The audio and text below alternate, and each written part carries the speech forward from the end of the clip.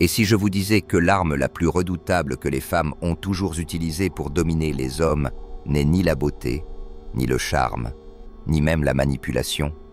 Non. Il s'agit d'un pouvoir plus sournois, plus ancien, plus profondément ancré dans les rouages psychiques de l'humanité. Un pouvoir que Dostoïevski, ce maître des abysses de l'âme humaine, avait entrevu bien avant nous. Et si ce que vous êtes sur le point de découvrir vous forçait à remettre en question chaque relation, chaque silence, chaque regard que vous avez croisé? Imaginez Saint-Pétersbourg en 1866. Dostoïevski, jeune, endetté, désespéré, assis à une table de jeu, jette ses dernières pièces comme on jette ses derniers espoirs. Face à lui, une femme. Elle ne pleure pas, elle ne supplie pas, elle ne le juge même pas. Elle le regarde simplement sombrer, sans un mot. Et dans ce silence, il y a quelque chose de terrifiant. Elle sait que lorsqu'il touchera le fond, il reviendra vers elle. Pas par amour, par besoin. Besoin de pardon, besoin d'existence. Voilà le piège. La domination passive, l'annihilation par l'absence, l'arme silencieuse de la féminité. Ce pouvoir n'est pas celui d'une dictatrice. C'est celui d'une présence qui vous regarde vous effondrer et vous tend la main, uniquement quand vous êtes déjà à genoux. Les femmes, depuis toujours, ont appris à briser sans frapper, à dominer sans ordonner. Dostoïevski l'a vu dans les ruelles de Moscou comme dans les salons dorés de l'aristocratie européenne. Regardez Catherine II. Elle n'a pas soumis les hommes avec des épées. Elle les a réduits à l'état de serviteurs de son regard. Quant à Napoléon, croyez-vous qu'il ait flanché à Waterloo? Non. Il a commencé à tomber bien avant, sous le poids des lettres de Joséphine. Chacune était une piqûre, minuscule mais précise, dans l'orgueil d'un conquérant. Voilà la vérité nue. Un homme privé de sa mission devient esclave de l'opinion. Et personne ne sait mieux jouer avec l'opinion d'un homme qu'une femme qui ne dit rien, mais regarde tout. Rappelez-vous la dernière fois où vous avez changé quelque chose, non parce qu'on vous l'a demandé, mais parce que vous avez senti que ce n'était pas assez. Cette remarque légère sur votre coupe de cheveux, ce regard vide quand vous parliez de vos ambitions, ce léger sourire quand elle a entendu un autre homme parler de ses projets. Vous avez ressenti ce picotement, ce doute. Vous vous êtes ajusté, justifié, adapté. Et elle n'a rien dit. Elle n'a pas eu besoin. Ce n'est pas une coïncidence, c'est un mécanisme. Dostoïevski l'appelait le paradoxe de l'homme souterrain. Plus l'homme cherche à être validé de l'extérieur, plus il se méprise lui-même de le faire. Et les femmes, elles, nourrissent cette boucle sans jamais l'exprimer ouvertement. Pourquoi? Parce qu'elles savent. Elles savent que l'arme la plus puissante n'est pas la pression, c'est le doute. Des chercheurs l'ont prouvé récemment. Une étude parue en 2017 démontre que les hommes ajustent 3 fois plus souvent leurs objectifs de vie en réponse à des signaux non-verbaux féminins qu'à des demandes explicites. Vous ne rêvez pas. Ce n'est pas de la psychologie populaire, c'est de la science comportementale. Ce n'est pas de la séduction, c'est une guerre d'usure mentale. Laissez-moi vous raconter une autre histoire. Elle est obscure, elle vous fera peut-être mal. Paris, fin du 19e siècle. Un jeune compositeur du nom d'Henri, doué, passionné, vivant pour la musique. Puis, il rencontre Céleste. Elle l'envoûte. Elle ne le critique jamais, ne lui interdit rien. Mais chaque fois qu'il joue, elle soupire. Chaque fois qu'il parle de ses projets, elle regarde ailleurs. Et chaque fois qu'il évoque un succès, elle reste froide. Alors, il joue moins, compose moins, s'éteint lentement. Et quand il réalise qu'il a perdu l'envie, la main, l'oreille, il l'accuse. Elle lui sourit et répond simplement « Je ne t'ai jamais rien demandé, tu as changé tout seul. » Silence, coup de grâce. Voilà l'arme, le pouvoir de provoquer sans imposer, de détourner sans toucher. Et pourtant, Dostoïevski ne s'est pas contenté de montrer le poison. Il a aussi laissé un antidote. Il écrit « L'homme aime compter ses malheurs, mais jamais ses joies. Cela signifie que le moment où vous attendez qu'une femme vous reconnaisse, vous applaudisse, vous regarde, vous êtes déjà son prisonnier. Son silence devient votre maître. Sa déception, votre loi. Vous vous punissez vous-même, pensant qu'elle vous y oblige. Alors comment s'échapper? Pas en criant, pas en fuyant, mais en retournant le jeu contre lui-même. Raskolnikov, dans Crime et Châtiment, arrive chez Sonia, le cœur rongé de remords. Il attend des reproches, une condamnation, mais elle ne dit rien. Elle lui tend la Bible, et elle attend, et dans cette attente, il s'effondre. Ce n'est pas le pardon qui le brise, c'est le silence, la patience, l'attente. Les femmes ont compris cela depuis toujours. Elles n'élèvent pas la voix. Elles attendent que vous implosiez. Mais si vous pouviez faire pareil. Vienne, 1895. Freud rencontre Anna O, une femme paralysée sans cause physique. Elle ne souffre pas, elle contrôle. Elle transforme sa souffrance en centre de gravité. Sa famille, ses amis, les hommes autour d'elle orbitent autour de ses faiblesses. Et Freud, lucide, note: l'hystérique ne souffre pas de ses symptômes. Elle règne à travers eux. Vous comprenez? La faiblesse, le silence, le doute, tout cela n'est pas toujours ce qu'il semble être. C'est une architecture de domination. Et les hommes tombent parce qu'ils veulent croire qu'ils doivent protéger, comprendre, apaiser. Mais Dostoïevski nous a soufflé une autre voix. Surtout, ne vous mentez pas à vous-même. L'homme qui se ment à lui-même devient incapable de distinguer la vérité. Alors regardez-vous. Demandez-vous pourquoi vous faites ce que vous faites. Est-ce pour elle, pour son regard, pour qu'elle vous voie, ou pour vous-même? Si la réponse n'est pas claire, alors vous êtes déjà pris. Alors, comment briser ce cycle? Comment inverser le pouvoir sans tomber dans la haine, sans devenir soi-même le bourreau que l'on fuit? La clé, c'est le détachement. Non pas le rejet brutal, mais l'indifférence stratégique. Non pas le refus de la femme, mais le refus du besoin. Et c'est ici que l'œuvre de Dostoïevski devient une carte, un manuel de résistance intérieure. Dans Les Frères Karamazov, Raskolnikov s'effondre devant le regard de Sonia, mais plus loin dans l'œuvre, une autre figure masculine agit différemment.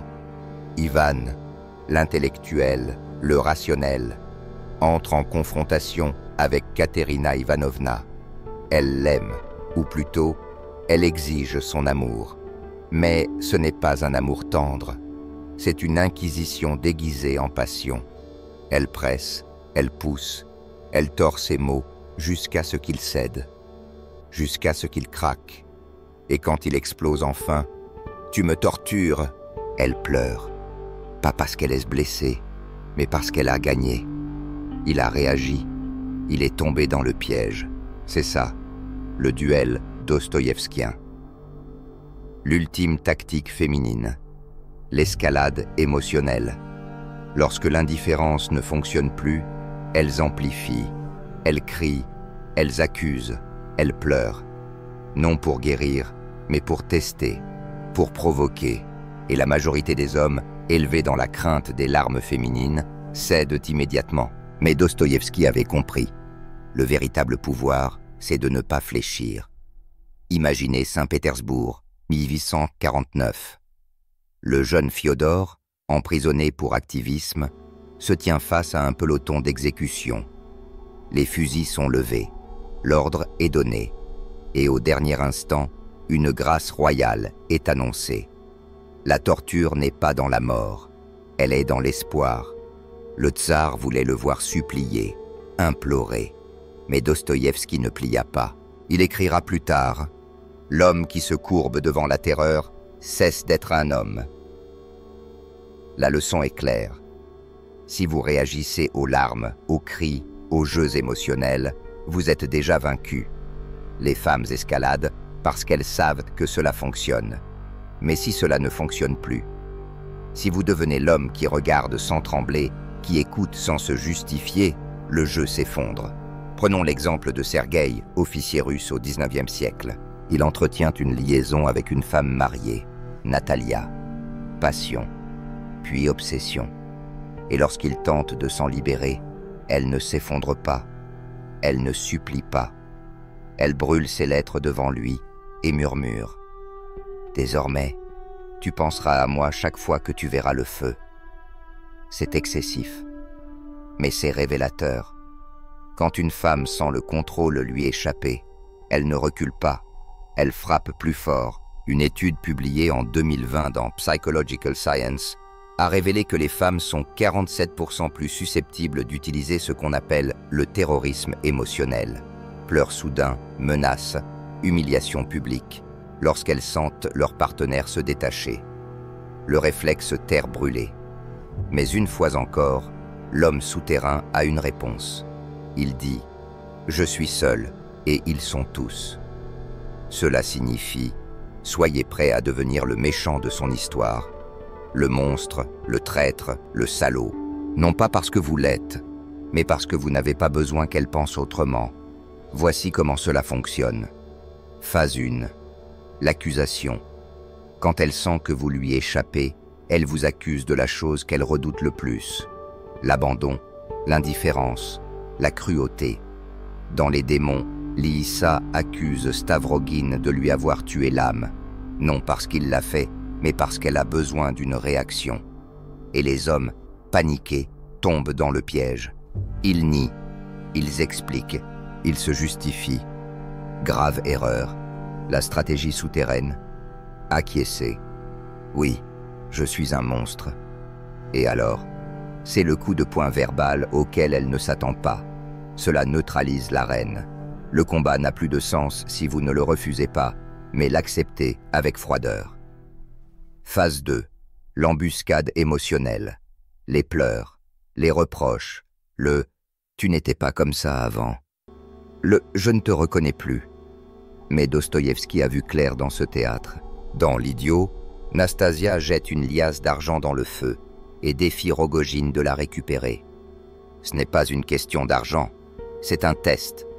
Veux-tu te brûler pour moi? Et Rogojine, comme tant d'autres, plonge.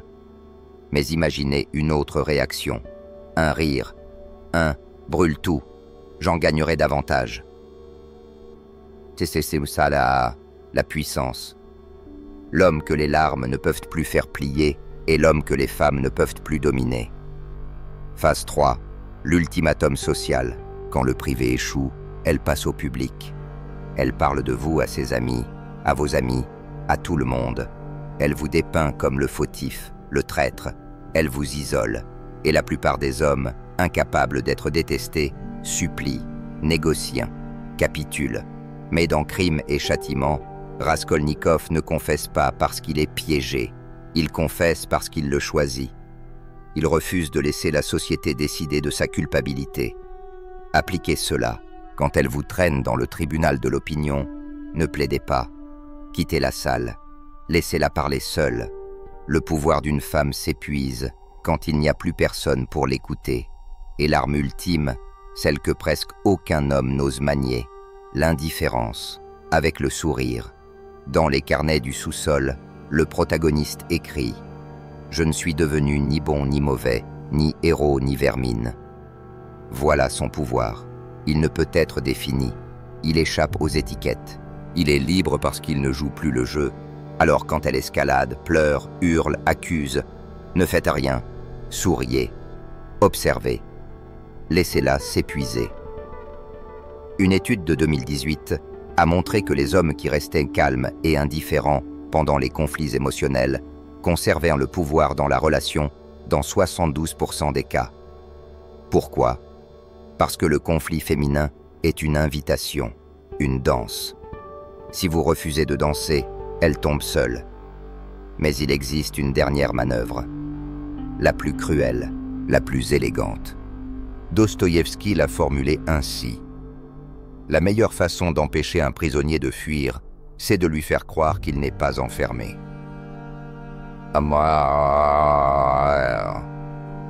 Retournez la logique. La meilleure façon de gagner la guerre psychologique, c'est de partir avant qu'elle ne commence. Dès les premiers signaux, reproches passifs, silence lourd, pièges affectifs, partez. Pas violemment, pas en criant, en disparaissant, sans laisser de traces. Pas pour fuir, pour reprendre possession. Laissez-la se demander, laissez-la douter, laissez-la se perdre dans un labyrinthe qu'elle a construit elle-même. Mais que se passe-t-il lorsqu'elle refuse de vous laisser partir? Lorsqu'elle vous traque, non plus avec des mots doux, mais avec des silences pleins de poison. Lorsque même l'absence devient une scène où elle joue sa dernière carte. C'est là que le jeu devient le plus dangereux, car certaines femmes, face à la perte totale de contrôle, ne reculent pas. Elles consument tout, même vous. Dostoïevski le savait. Dans Crime et Châtiment, lorsque Raskolnikov avoue son crime à Sonia, elle ne le repousse pas. Elle ne le condamne pas. Elle s'accroche à lui, presque avec ferveur. Elle lui promet qu'elle le suivra, jusqu'en Sibérie s'il le faut. Ce qui ressemble à un amour inconditionnel est en réalité une forme de possession. Elle ne veut pas seulement le sauver, elle veut posséder sa rédemption. Elle veut être la clef, la croix, le chemin. Voici le dernier gambit. Quand une femme comprend qu'elle a tout perdu sur le plan émotionnel, elle joue sa dernière carte. Devenir indispensable à votre transformation. Elle ne cherche plus à séduire, elle cherche à vous hanter. L'histoire est pleine d'hommes qui croyaient s'être libérés, mais qui, trop tard, ont compris que l'obsession féminine ne meurt jamais. Elle se transforme. Prenez le cas de Piotr Tchaïkovski et de sa mécène, Nadejda von Meck. Pendant 14 ans, elle finance sa musique, avec une seule règle. Ils ne doivent jamais se rencontrer. L'accord est parfait, jusqu'au jour où il ose se marier. Von Meck ne proteste pas, elle ne pleure pas, elle coupe tout, immédiatement. Aucune lettre, aucune explication, juste une phrase. Tu as choisi ton chemin, marche seul désormais. Ce n'était pas l'argent qui le détruisit, c'était le vide. L'absence là où se trouvait une force constante. Il sombre, il compose la symphonie pathétique. Une œuvre si saturée de désespoir qu'il meurt quelques jours après sa première. Coïncidence, ou le dernier souffle d'un homme vidé par une présence qui s'était faite silence. Les psychologues modernes ont un nom pour cela, le traumatisme par retrait, lorsqu'une femme préfère détruire un homme plutôt que de le voir échapper à son influence. Une étude de 2022 sur les troubles de la personnalité révèle que les femmes présentant un narcissisme caché sont 83% plus susceptibles de recourir à des manipulations souterraines après une rupture. Rumeurs anonymes, sabotage discret, espionnage par l'intermédiaire d'amis communs. Dostoïevski avait anticipé tout cela. Dans Le Mari éternel, il brosse le portrait d'un homme hanté non par sa femme, mais par l'ombre qu'elle a laissée en lui.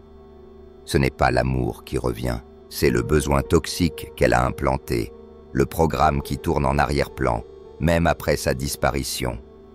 Alors comment survivre au dernier gambit? Première phase, la manœuvre de l'aspirateur. Comme l'appareil du même nom, elle aspire. Elle revient avec des messages doux, ou même hostiles, peu importe. Je pense à toi. Tu me manques. Comment peux-tu m'ignorer comme ça? Ce n'est pas du désir. C'est une tentative de reprogrammer votre besoin d'elle. Mais Dostoïevski nous l'avait dit. Elle ne veut pas vous. Elle veut le vous qui la voulait encore. La seule riposte possible. Le silence noir. Pas de blocage. Pas de théâtre. Pas de rage. Juste rien. Une étude du MIT de 2021 sur les comportements numériques a montré que l'absence totale de réponse aux tentatives de relance émotionnelle réduit les probabilités de réengagement de 84% après 21 jours. Pourquoi? Parce que l'absence est la seule chose que l'obsession ne peut manipuler. Deuxième phase, la prise d'otage social. Quand le silence ne fonctionne pas, Elle attaque votre environnement. Vos amis deviennent distants. Vos collègues évitent les conversations. Même le serveur habituel ne vous regarde plus comme avant. C'est la triangulation sociale. Dostoïevski l'a décrit dans Les démons, quand Lysa sabote la réputation d'un homme en partageant de fausses vulnérabilités à ses proches. Le but, vous forcer à supplier pour être réintégré. La sortie, la stratégie de la terre brûlée anticipée. Avant qu'elle n'isole, retirez-vous. Déclarez publiquement un retrait digital, une pause spirituelle. Mais surtout, affichez votre paix, vos progrès. Montrez que vous allez bien. L'arme de la femme dans cette guerre repose sur une chose, la perception de votre souffrance. Refusez-lui ce spectacle, et la scène s'écroule. Troisième phase, la renaissance déguisée. Le piège ultime. Lorsqu'elle comprend que l'ancien vous est mort, elle revient, transformée. Nouvelle coupe de cheveux, nouveau centre d'intérêt, étrangement aligné avec les vôtres. Elle lit votre philosophe préféré. Elle fait du sport comme vous. Elle devient ce que vous aviez rêvé. Mais ce n'est pas de la croissance. C'est du mirroring, un procédé bien connu des agents du FBI dans les négociations de crise. Reflétez votre idéal pour mieux réactiver l'attachement. Dostoïevski l'a révélé dans Le Joueur. Paulina change. Elle séduit de nouveau Alexis, et dès qu'il retombe, elle le méprise. Le piège est refermé, la contre-mesure, le reflet inversé. Lorsqu'elle vous copie, changez le jeu. Si elle adopte vos hobbies, changez-les. Si elle cite Nietzsche, parlez de Kierkegaard.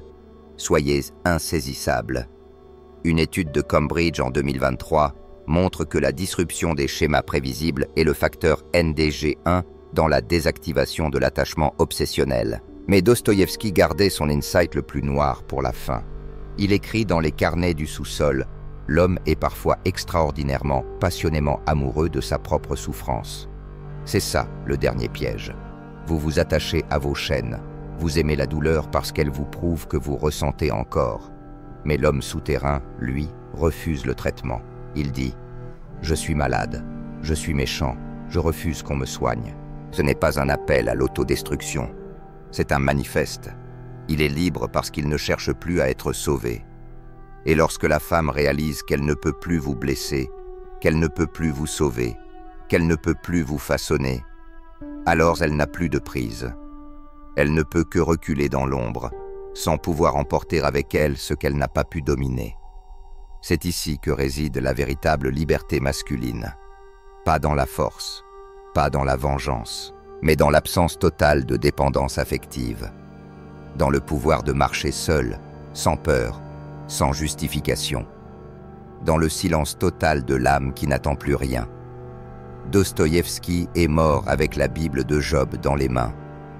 L'histoire d'un homme qui a tout perdu et qui pourtant n'a jamais maudit Dieu. Leçon finale.